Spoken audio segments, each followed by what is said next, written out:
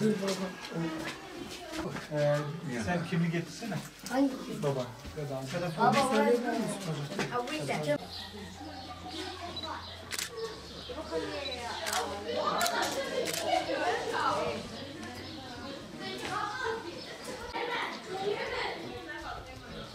وهاي الهوية شخصية.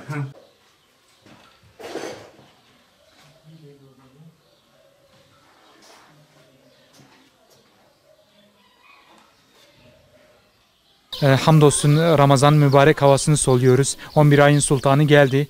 11 ayın sultanı ile beraber Allah'ın izniyle bereket de gelmiş oldu.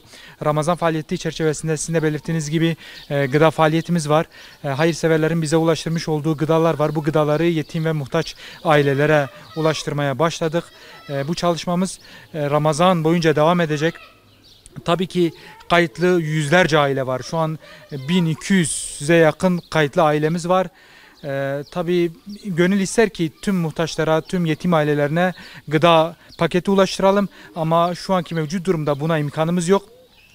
Bu çerçevede hayırseverlerin yardım elini uzatmasını, bizi köprü olarak görüp hayırlarını bizim üzerimizden yetim ve muhtaçlara ulaştırmalarını bekliyoruz. Bu aynı zamanda bir yardım çağrısıdır.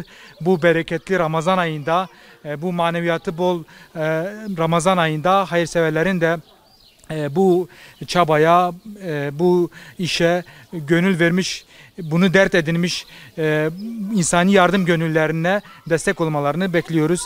Tekrar Ramazanınız mübarek olsun.